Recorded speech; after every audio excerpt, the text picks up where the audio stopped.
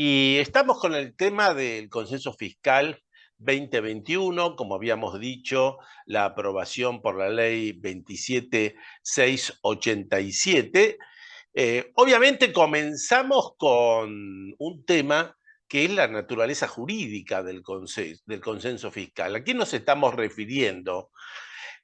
En realidad, el consenso fiscal es una ley convenio, como ocurre también con los pactos fiscales, cuya finalidad consiste en armonizar el ejercicio de las potestades tributarias provinciales y nacionales para alcanzar una política uniforme en beneficio de ambas partes. Integran el derecho intrafederal, por lo que una vez ratificado por las legislaturas provinciales se incorpora al derecho público interno de cada provincia con una jerarquía especial y superior, debido a que constituye la exposición de la voluntad común de los máximos órganos de la Constitución. Estos antecedentes los extraemos del caso Asociación de Grandes Usuarios de Energía de la Corte del año 1999, el caso Santa Fe y el caso Entre Ríos, ya un poco para ir entrando en el tema respecto de esta naturaleza. Pero también la Corte, en el año 99, en el caso Aguera contra Buenos Aires, ha dicho que la particular naturaleza de las leyes convenio hace que no pueden ser modificadas o reglamentadas por una de las partes, pudiéndose entonces concretar su modificación solamente por un acuerdo posterior de idéntica naturaleza y debidamente ratificada por leyes sancionadas por las legislaturas provinciales intervenientes, de lo cual surge con claridad entonces los límites que tiene este régimen respecto de las futuras o hipotéticas modificaciones a las cuales trate de ser sometido. ¿Cuáles son entonces las principales características de estos acuerdos interjurisdiccionales? En primer lugar, diríamos que la máxima expresión de voluntad concurrente entre los órganos superiores de la Constitución, que integran el derecho intrafederal, que son inalterables para las partes y que generan, y esto es muy importante, un derecho en los contribuyentes a reclamar su cumplimiento en aquellos aspectos que su inobservancia le produzca un perjuicio. Este es un aspecto importante para tener en cuenta. La historia de los consensos nace en realidad con los pactos fiscales, en el año 92, en el año 93, después teníamos el compromiso federal del año 99 y del año 2000, la agenda o la adenda del compromiso federal del año 2001 y el acuerdo entre la nación y las provincias. Pero cuando hablamos de consensos fiscales, estaríamos hablando del quinto consenso fiscal, porque el primero, que quizás es el más recordado, del año 2017, donde por primera vez este consenso fiscal había provocado una disminución de la carga tributaria. Esto ya después no ocurrió nunca más en los años 18, 20, 21. Esto es justamente el último que estamos ahora considerando. De los consensos fiscales anteriores, diríamos que se deja sin efecto las obligaciones asumidas en materia tributaria provincial en los distintos consensos fiscales, es decir, básicamente la reducción de los tributos, y se excluyen porque son únicamente exigibles aquellos cumplimientos se haya efectivizado a la fecha del presente convenio. Es decir, en esos casos, estos siguen teniendo aplicabilidad. Cuando nosotros hablamos del consenso, estamos hablando de distintos compromisos. El primer compromiso es en materia tributaria, y acá existen determinado tipo de compromisos que está previsto en el convenio, como es la promoción del intercambio de información entre los fiscos provinciales, la nación, invitando también a este intercambio a los municipios. El Programa Integral de Simplificación y Coordinación Tributaria Federal, con las normas de procedimiento, con los sistemas de registro, con los regímenes de retención, percepción y recaudación, el régimen especial de pequeños contribuyentes y el domicilio fiscal electrónico unificado, todos estos forman parte del Programa Integral de Simplificación y Coordinación Tributaria Federal, que son también tenidos en cuenta en estos compromisos en materia tributaria. Desde este punto de vista, las provincias se obligan, y acá otro compromiso en materia tributaria, a la remisión anual a la AFIP de la titularidad de los bienes inmuebles y otros bienes registrables, incluso la evaluación al 31 de diciembre de cada año.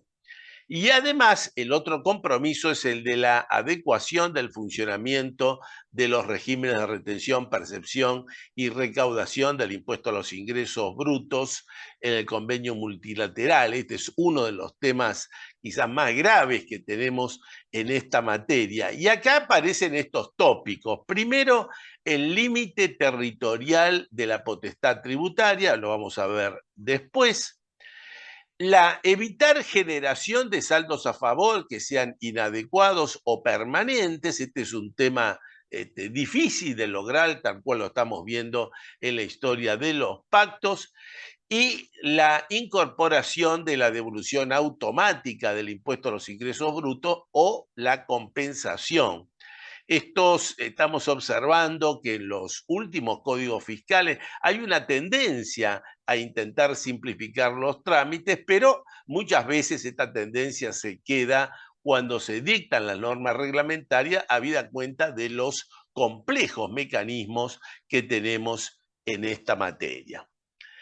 El otro tema que contempla también el consenso es el Organismo Federal de Evaluaciones de Inmuebles, el OFEVI. Este es el compromiso, asume el gobierno nacional, en este caso, de impulsar una ley consensuada con las jurisdicciones, que dé un marco jurídico, económico y financiero, y que tenga como objetivo el fortalecimiento y modernización de los organismos de catastro, registro de propiedad inmueble y rentas o agencias de recaudación. Bueno, vamos a pasar seguidamente a uno de los temas que quizás más interés podemos tener desde el punto de vista práctico, que se refiere al impuesto a los ingresos brutos. Respecto de los ingresos, del impuesto a los ingresos brutos, el consenso tiene una definición del hecho imponible como lo que conocemos como el ejercicio habitual a título oneroso, lucrativo o no. Y acá aparece entonces el primer problema que plantea el consenso, porque la ley de coparticipación tributaria, la ley 23.548, en el artículo 9, cuando define el hecho imponible, y acá están todas las jurisdicciones adheridas y sin reserva, dice respecto del hecho imponible que solo se podrán gravar las que tienen fines de lucro. Acá hay que hacer una distinción, porque a veces ya equivocadamente se lo toman como sinónimos, porque una cosa son que las operaciones sean a título oneroso, y esto lo van a hacer en todos los casos, pero otra cosa distinto, que este tipo de entidades con las cuales estamos hablando tengan o no fines de lucro. Entonces, aquí aparece una dicotomía muy importante, insisto, en la ley de coparticipación se está hablando como posibilidad de la generación del hecho imponible solo con fines de lucro, y en el consenso lo habla tanto las lucrativas o no. Y esto nos permite decir que se van a vaticinar, que nos permite vaticinar que va a haber nuevos conflictos judiciales respecto de la legitimidad de esta norma. y el conflicto hasta dónde esta norma del consenso puede llegar a modificar la ley de coparticipación desde nuestro punto de vista.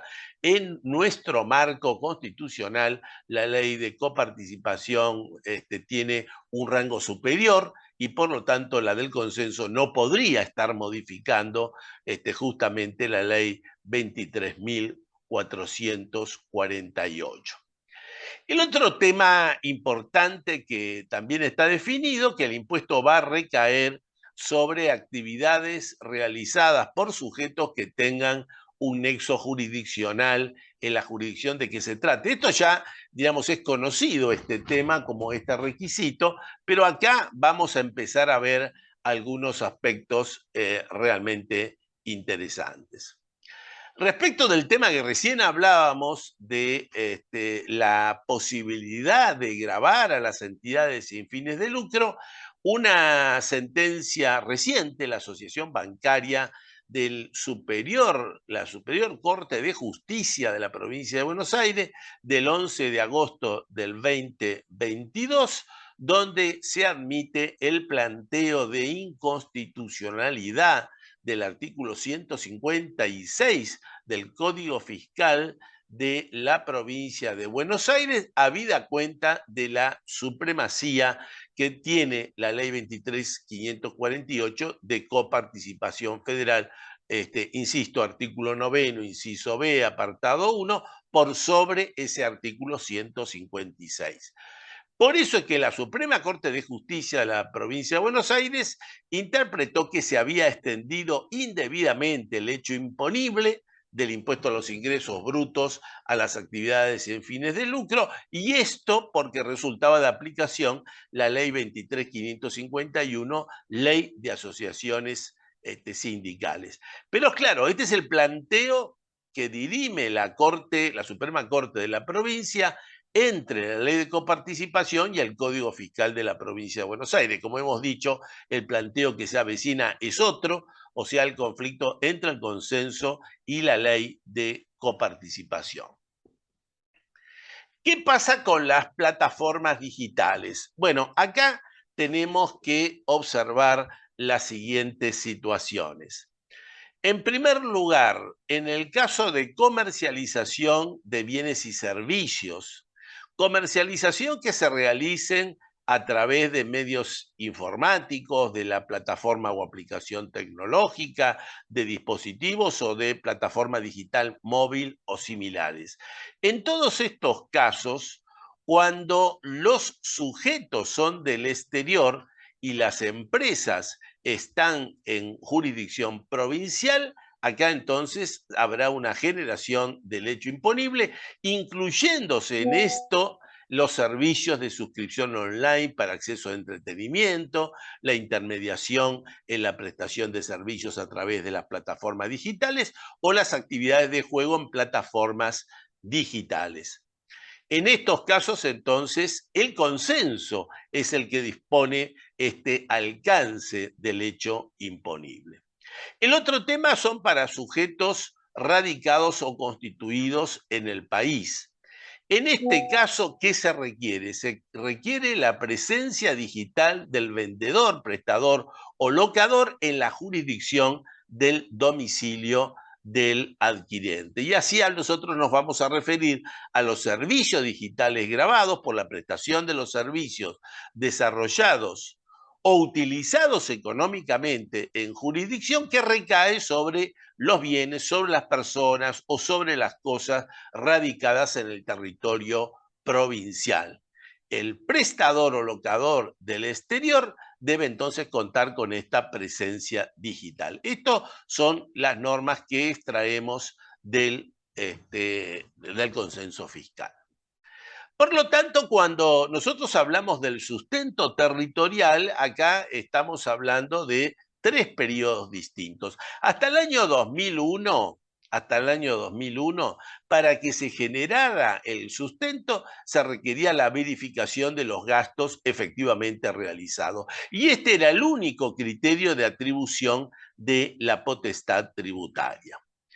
El segundo periodo lo encontramos desde el año 2002 hasta el año 2021, o sea, este criterio de sustento que duró 19 años con la resolución de la Comisión Arbitral 83 del 2002, donde hay una distinción entre las operaciones presenciales concertadas por teléfono, en cuyo caso se debería verificar el gasto, o las operaciones por medios electrónicos, donde había esa presunción de gasto establecido en esa resolución que hicimos referencia de la Comisión Arbitral 83 del 2002.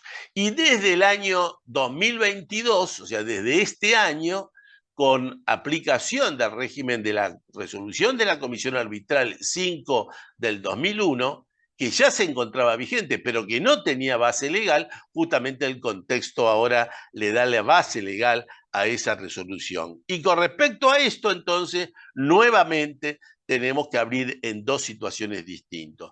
Si las operaciones son presenciales o las operaciones son concertadas por teléfono, necesitamos para el sustento territorial la verificación del gasto, como ocurría anteriormente. Y si las operaciones son realizadas por medios electrónicos, acá se requiere entonces la presencia digital. Justamente hablando de presencia digital en las operaciones concertadas a través de los medios electrónicos en la jurisdicción del adquirente, se define cuando se utilizan servicios para la comercialización, de publicidad, de marketing, en la jurisdicción del domicilio del adquirente, o la utilización para la comercialización de bienes o servicios dentro de la jurisdicción en un punto de conexión o transmisión, Wi-Fi, dispositivo móvil, ubicado en jurisdicción del adquirente. Este tema de la presencia digital nos permite concluir que hay un cambio importante en lo que hace justamente a la atribución del convenio multilateral, porque si una empresa que está radicada en la capital federal tiene sus clientes que compran a través de estos medios y la empresa tiene justamente estos dispositivos como lo tienen casi todas, entonces acá va a prevalecer el domicilio del adquirente. Este es un tema para tenerlo en cuenta. En definitiva, en el sustento territorial, si no se opera con la web, este es un caso más teórico que otra cosa, se aplica entonces la verificación de los gastos, o sea, el tradicional sustento territorial, y si es con web o medios electrónicos a través de la presencia digital.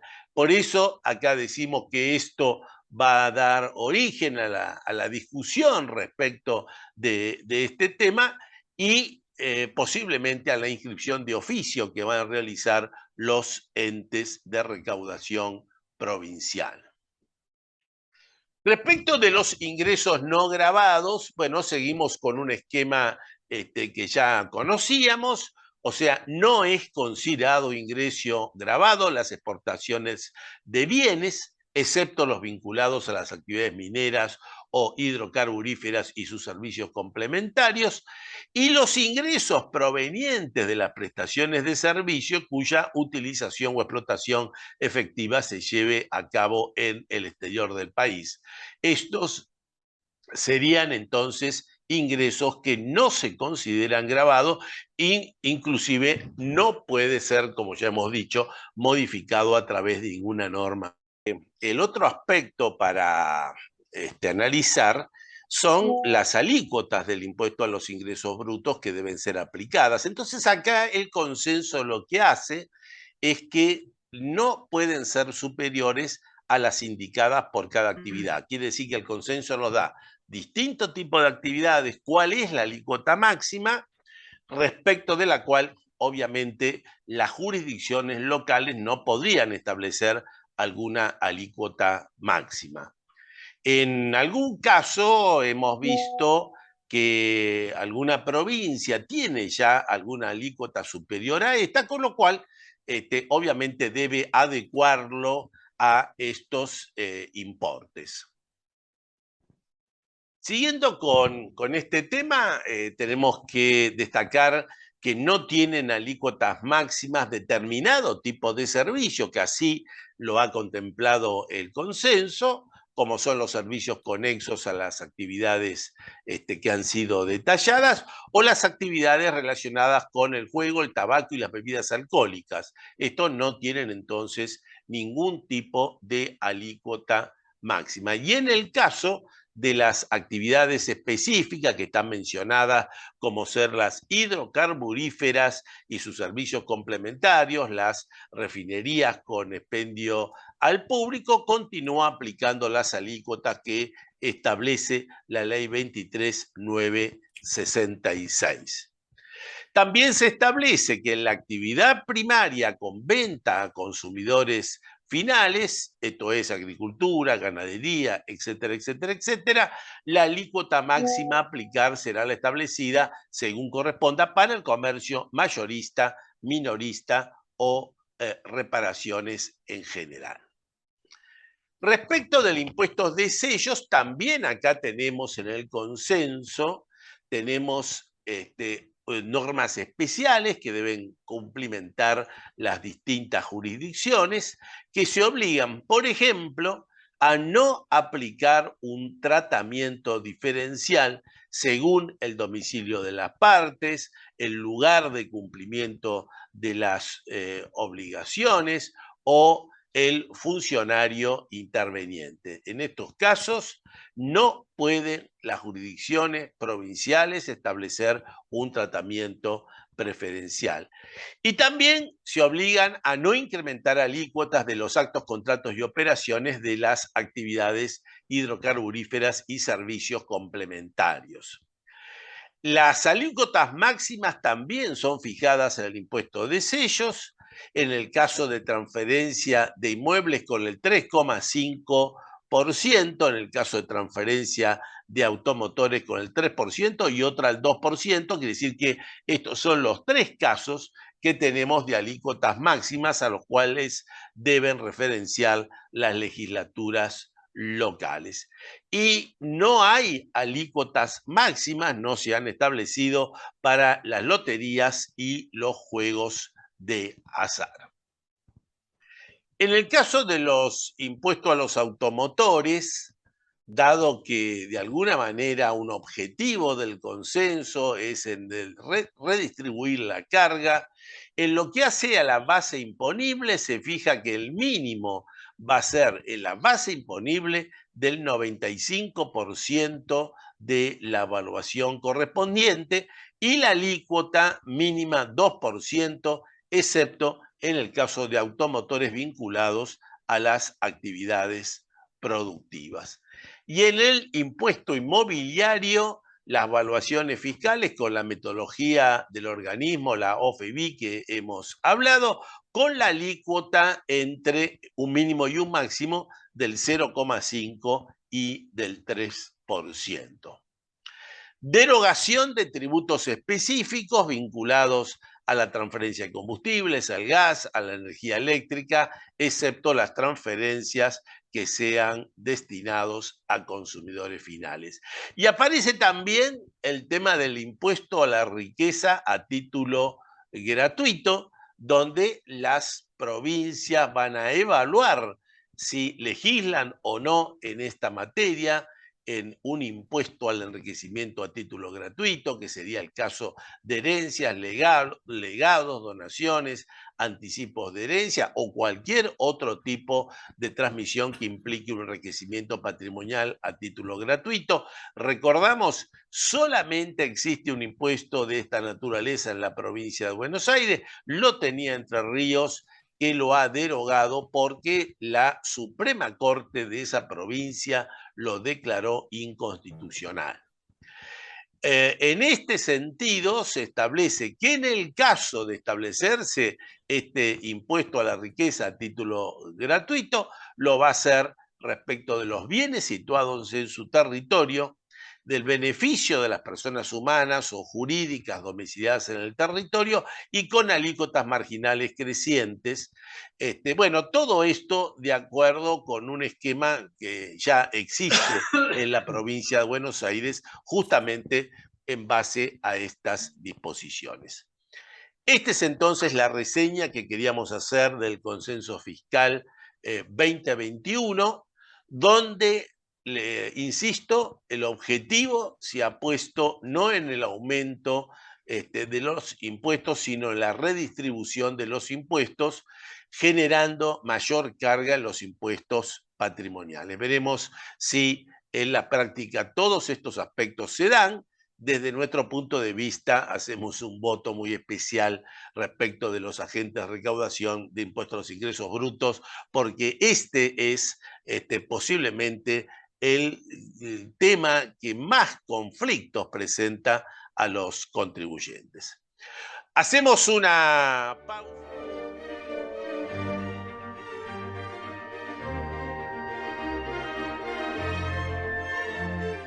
Muchas gracias, Cecilia. Respecto del tema consenso fiscal, hemos tenido varias preguntas que en realidad apuntan a dos temas distintos. El primer tema, que es uno de los aspectos que ya lo hemos destacado, quizás más importantes del convenio respecto del tema de impuesto a los ingresos brutos, es que cuando se define el alcance del hecho imponible, se lo está definiendo, y así lo hemos señalado hoy, respecto de todo tipo de actividades, es decir, las que tengan fines de lucro o no.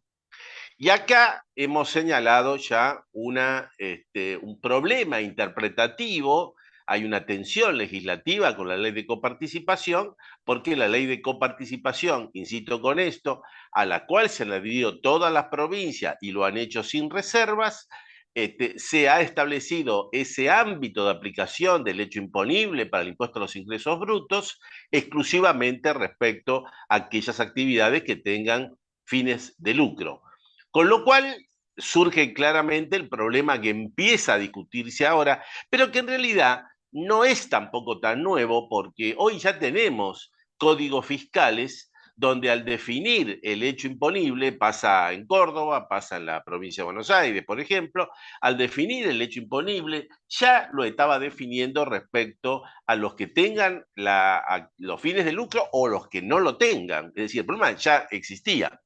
Por supuesto que hasta el momento la discusión, y ahí viene el fallo que hemos mencionado de la Suprema Corte de Justicia, era confrontar el Código Fiscal contra la ley de coparticipación y en base a esto que fue declarado inconstitucional el artículo correspondiente del Código Fiscal de la provincia de Buenos Aires. Pero ahora el tema, como hemos ya mencionado, es un poco más grave porque en realidad son dos leyes que están confrontadas. Es la ley de coparticipación y es la ley del consenso fiscal. Con lo cual, la discusión ahora va a ser cuál es la que tiene dentro del marco constitucional el rango jurídico superior y de ahí va a venir entonces posiblemente todos los criterios de jurisprudencia que vamos a asistir. El segundo aspecto que también nos preguntan está vinculado a la presencia digital. En realidad, si bien esto está dentro del consenso fiscal, ya teníamos las normas aplicativas de la comisión arbitral que establecían este criterio, es decir, este tema tampoco es nuevo. Lo que pasa es que esa norma de la comisión arbitral se había cuestionado por la falta de su base legislativa que ahora la está dando el consenso. Pero desde este punto de vista, y acá intento responder a las preguntas que nos hicieron, el tema fundamental está dado, y este es el gran cambio, respecto de si el contribuyente, que es el vendedor, tiene la web instalada para que las demás, los compradores, puedan enterarse de sus productos, de la calidad, etcétera, etcétera, etcétera. Porque si esto es así, entonces ahí juega el tema del domicilio del comprador, con lo cual el único caso, así lo manifestamos, que no se va a aplicar este criterio es en el hipotético caso que alguien no tenga ese tipo de soporte tecnológico, por lo tanto se va a aplicar los criterios de gasto de sustento territorial como normalmente tenía el convenio. En la parte de servicios profesionales, desde nuestro punto de vista no hay ninguna modificación porque el código establece cuáles son los criterios de apropiación y entonces estas normas no resultan de aplicación. Y por último, quería destacar este tema que si bien no corresponde al temario de hoy, pero dado el interés general que tiene, la pregunta es si hay algún tipo de novedad judicial respecto del pago a cuenta extraordinario del impuesto a las ganancias, tema que ya lo hemos visto en el mes anterior, lo desarrolló Marcelo Corti, y acá tenemos que señalar que tenemos los dos primeros fallos del juez federal de San Nicolás, que justamente analiza esta circunstancia y el tema que tiene que resolver el juez es si la medida cautelar que se pide por parte del contribuyente en una acción declarativa de inconstitucionalidad es procedente o no. Tema que se ha discutido largamente con el aporte solidario. Y nuevamente acá entonces el juez lo que se hace cargo es de analizar los dos temas respecto de la verosimilitud del derecho y del peligro de demora. Y respecto de la verosimilitud del derecho, cuando el juez analiza justamente todos los aspectos que son planteados por el contribuyente, interpreta que se han configurado estos aspectos y por lo tanto, al darse también el peligro de demora, termina convalidando la medida cautelar a favor de los contribuyentes, con lo cual el fisco en estos casos concretos no puede reclamar hasta tanto se resuelva el fondo del asunto. Pero con esto empezamos la discusión judicial, con lo cual quería también agradecer a quien hizo la pregunta porque este es un tema de último momento. Bueno, acá sí llegamos al final.